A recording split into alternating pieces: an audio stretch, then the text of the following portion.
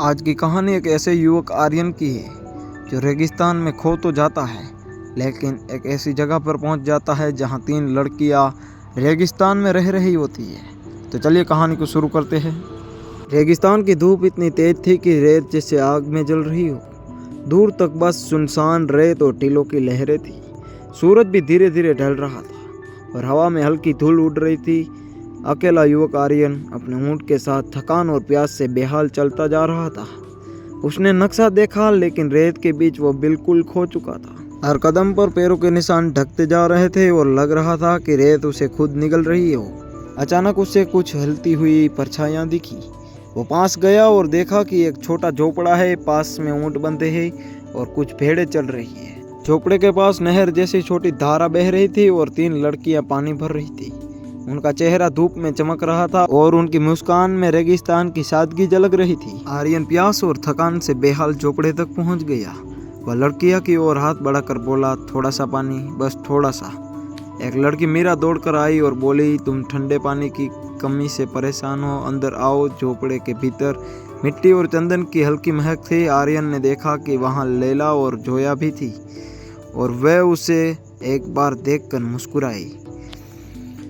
आर्यन धीरे धीरे झोपड़े की जिंदगी में ढलने लगा। वह ऊँटों को पानी पिलाता, भेड़ों को चराता और शाम को नहर के किनारे बैठकर सूरज को ढलते रंगों से निहारता। रेगिस्तान में रातें अजीब होती थी। हवा कभी किस्से सुनाती, कभी किसी खोए हुए एक का नाम पुकारती। आर्यन ने महसूस किया कि उस वीराने में कोई डर नहीं, बल्कि एक अजीब सुकून मिल रहा है।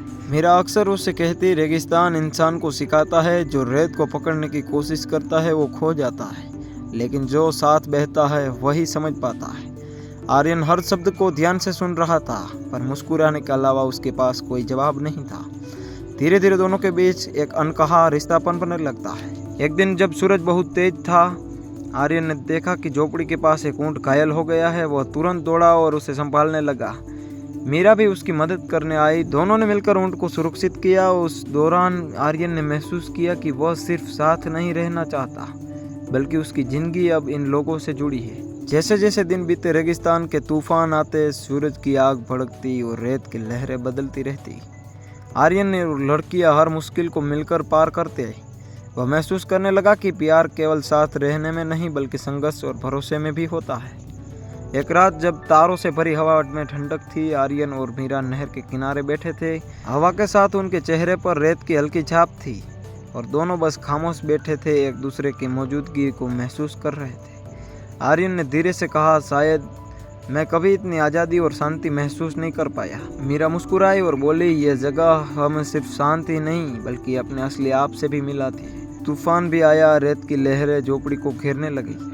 आर्यन और लड़कियां मिलकर सबको सुरक्षित स्थान पर ले गए। उस रात उसे समझ आया कि जीवन में प्यार केवल एहसासों और भरोसे में ही होता है, ना कि शब्दों या दिखावों में। धीरे धीरे दिन बीतते गए। आर्यन ने जाना कि उसके लिए ये झोपड़ी, ये लड़कियां, या रेगिस्तान सिर्फ जगह नहीं, बल्कि उसकी जिंदगी का हिस्सा बन चुके थे। हर ऊंट, हर भेड़, झोपड़ी के दीवारों और नहरों की बहती धारा सब उसे याद दिलाती थी कि प्यार और अपनापन केवल संघर्ष और साथ में उभरते हैं। एक दिन सूरज ढलते समय यहाँ के हर अनुभव ने उसे बदल दिया है, और यही उसका असली खजाना है। तो दोस्तों, इस कहानी से हमें ये सीख मिलती है कि सच्चा प्यार और अपनापन केवल साथ रहने में नहीं, बल्कि विश्वास, संघर्ष और समझ में छुपा होता है। कठिनाइयाँ और वीरानी हमें सिखाती है जो भीड़ कभी नहीं सिखा सकती।